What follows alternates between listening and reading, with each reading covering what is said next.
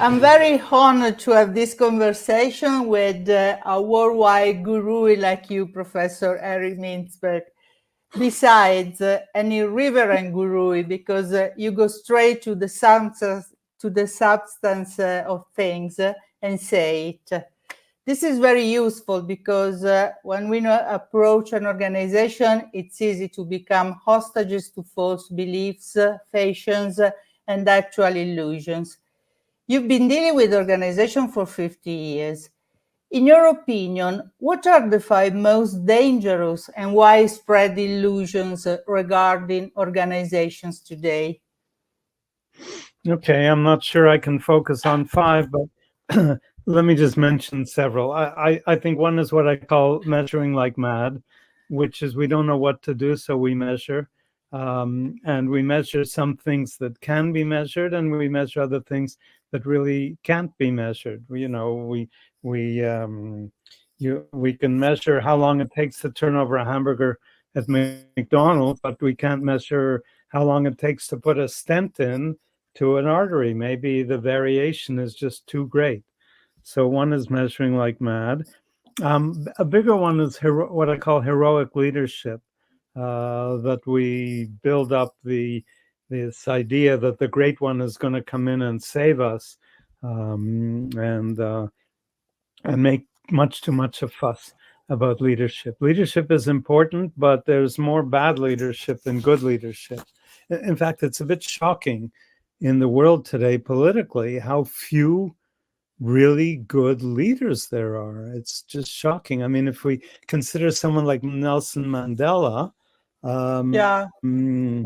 who in the world today has that kind of quality and integrity? And it's really quite shocking. I'm tempted to say that women maybe do better than men as head of state. I'm not sure I would include Italy in this right now, but in some countries like New Zealand previously, women did well. So that's a second one. Another one is relentless reorganizing. The easiest way to change an organization is to reorganize it on a chart. You move him, her, and him here, and her there, and you change names and you change titles, and all you need is a good you need a good pencil and a good eraser to erase what you did, and so on. And even in government, we reorganize the cabinet. It's very easy. Of course, it creates havoc with people. Strategic planning. Strategic planning to me is an oxymoron. We don't plan strategy, we learn strategy. We don't do it formally and systematically. We learn it through mistakes and efforts and experiments. And the last one maybe should be the first one, is shareholder value. That somehow corporations exist exclusively for their owners, so that somebody who buys what's called a day trader, who buys the stock in the morning and sells the stock in the evening, owns the corporation, but the employee who works there for 30 years doesn't have any ownership of the corporation. So that would be about 5 of them. So the illusion you describe are the organizational pillar, aren't they? As traditional organizational pillars. Yeah, pillars, yeah, and hierarchies, yeah. And you said that traditional organizational pillars are illusions. Yeah, and hierarchy. What you were interested in talking about too. I think this idea that somehow who your boss is the most important thing in the organization, and who you're grouped with, who you sit with is more important than who you report to, because that's who you talk to at the coffee machine if you go to work. Yeah. I wrote a book about hierarchy because in the last decades we wrote so many books about leadership, but never speak about hierarchy. Yeah. And leadership and that hierarchy are very different dimensions, but no Yes. one speak about hierarchy. Well, if you put leadership and hierarchy together, then leadership is the top of the hierarchy. But the higher up you are, the more you're distant from what's happening on the ground. So, Yeah, so yeah. or the more higher up you feel. Of course, if you're on top of the hierarchy, you're probably on top of the building too. So you're farthest away from the ground. But if you're on top of the hierarchy, you probably see yourself as being on top. And that's no way to manage an organization. In my book, I explored hierarchy not only as the organizational structure of authority, but also as a mental structure that we humans use to give an order of importance. In fact, we continually create hierarchies, for example, of values, rules, competency, priority, affection, friends, enemies, and so on. So in your book, Understanding Organizations, finally, you wrote that there isn't a best way to organize. And for that reason, as there isn't a best way to organize, you propose to start from 4 fundamental forms and 7 forces that reinforce each other. In your opinion, do hierarchies exist in each form and force? And what are they and their role? Well, one of them I call a program machine, a classic bureaucracy like McDonald's. And that's where you find traditional hierarchy strongest. You know, everybody has a pecking order according to where you are on the chart. If you go to a second form that I call a professional assembly, like hospitals and universities and so on, you have that kind of hierarchy with regard to the regular staff and even the nursing sometimes, but the physicians don't usually report through that hierarchy. The physicians have a hierarchy of status. You know, the lowest are the interns, and then the residents, and then the staff, and then the staff that publish in the big journals and so on. So you have a hierarchy of status, but not a hierarchy of authority. A hierarchy of chart, you know, on the chart. In a project enterprise, project organization, like I call a project pioneer, like a film company where they're making different films, the hierarchy is not so strong because everybody's an expert. And so everybody defers to the expertise of someone. So the writer has a certain expertise, and the camera crew has a certain expertise, and the editors have a certain expertise. Everybody's an expert. So there's not so much hierarchy. So it's an hierarchy of competencies. Yeah, exactly. Yeah. Expertise, Yeah, expertise. In my book, I talk about hierarchies of connection that support evolution, open up, lead to collaboration, and learning, and hierarchy based on defense that limit evolution and lead people and companies to close themselves off, to conflict, to fuel distance and separation.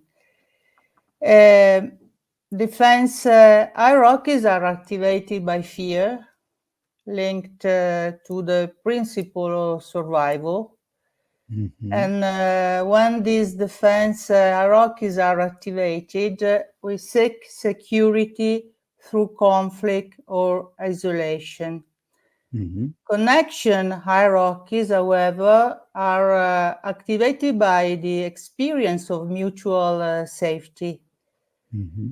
And writing this book, I discovered that the first model of these hierarchies is in our body, in the autonomic nervous system, which has the structure of a hierarchy. Stephen Porges, neuroscientist, the author of the polyvagal theory, discovered that this biological hierarchy is the product of evolution and function both as a defense hierarchy and as a connection hierarchy. So I apply them to the organizational field because Porges developed his studies in the neurological one. So I found very interesting this relationship between the biological hierarchies and organizational hierarchies. Yeah, no, I can understand that. The nervous system. I started to play with that metaphor in the book, but I didn't take it too far. I talked about the brain and the heart and the nervous system and the blood that flows through. So in one chapter, I do talk about the flows in an organization, the way blood flows through a body, the blood carries the oxygen around, and the flows in an organization carry the information around. So those metaphors I think can work quite well sometimes. But the body is not, I'm not sure the body is a hierarchy in the sense that the brain, the brain is in control of the brain commands. We do all kinds of things that the brain doesn't tell us to do. If you hit me on the knee, I will kick, and the brain doesn't tell me to kick. The knee will kick automatically through the nervous system. In your opinion, what should the role of human resources departments be today? First, I don't like the word human resources because I'm not a human resource. I'm a human being. And I don't like this economic vocabulary. I don't like the word human resources. I don't like the word human assets. I don't like the word human capital. The economists have imposed on us a very cold-blooded vocabulary that is not conducive to involving people in organizations. So, the first thing the Human Resources Department can do is to change its name to the People Department or something, or the Human Being Department, or Personnel was perfectly fine years ago, and not use that label. I think they're the department that, draws attention to how people should be treated in the organization. Too much of what they do is statistical and numbers and calculations and analytical, but I think their main job is to look after and remind people how important the human beings in the organization are. Speaking about the different form, you talk about the organizational machine focused on efficiency. In which context does this form is still useful nowadays? Probably in more than any other, ironically, because a lot of what we want is mass production products, and we want mass services. And, we have professional services like dentistry or whatever, but we have a lot of mass services like restaurants, serving in restaurants. Cooking may be more professional, but serving in restaurants is and a lot of cooking in McDonald's, for example. So no, there are a lot of places where, hotels. We don't want imagination in hotels. We don't want great professional services in hotels. We want very routine services. We want we want our room cleaned. We want to check in very efficiently. Efficiency is what we really care about in hotels. We like beauty and nice looking hotels, but we also want efficiency. Many of the things we do are still like that. If you look at sports, some sports are more are more flexible than other sports, but American football is the most bureaucratic sport you can imagine. You have hierarchy on the field, traditional hierarchy. The quarterback calls the play. Everybody has their rules. Who can catch the ball? Who can't catch the ball? So many rules in soccer, football, or hockey, ice hockey, or basketball, or rugby. It's much more flexible. It's much more teamwork, much more like a project organization, much more flexible. No hierarchy on the field. Nobody's in charge on a soccer field. There may be better players and worse players, but they work together. There's no hierarchy. There's no authority on the field. The rules are minimal. Not a lot of rules compared to American football, and so on. And people are spread out. In American football, they're all lined up. Even the cheerleaders are all lined up. But when the focus is on efficiency, do you think it's possible to cultivate the orientation to clients, in cross-functional integration, delegating? Because you say when we are in hotel, we need routine. Yes, but there is it's also important the quality of the service, if they are able to listen to you. So how to keep these variables together? Yeah, but the quality of the service doesn't necessarily have to do with the proficiency of the service. In other words, in a hotel, I want good service, but it's not very complicated service. It's not very professional service. The person who cleans the room is not highly trained. The person behind the counter who accepts me and registers me is not a very highly sophisticated service. If I go into the restaurant in a good hotel, then I'm in a different case. The chefs are very high quality. So efficiency matters in the rest of the hotel, and proficiency matters in a gourmet restaurant. But there's many things. When I'm on the telephone calling for service for my telephone company or my laptop, I need expert service, but I also need efficient service. I need them to answer the phone quickly and not keep me waiting for 2 hours. Yeah. So we need different kind of hierarchies. Yeah. Yes. Yeah. Yes. Not only one. Yeah. Okay. But anyway, watching an Italian film, you have all sorts of things that are unexpected, and that's not, it's a bit like Fellini. You never know. For example, unexpected. For example, I don't know. Just things happen in all kinds of weird ways, and I think it's because they give the writers and the cameraman and the actors a lot of discretion to invent and come up with different things. It's not all scripted. That's a different kind of organization. It's not a classic bureaucracy. It's not a classic form. That's what makes Italy so charming. But what also makes Italy so charming is the cuisine, because of wonderful restaurants in Italy. But that's quite programmed, quite.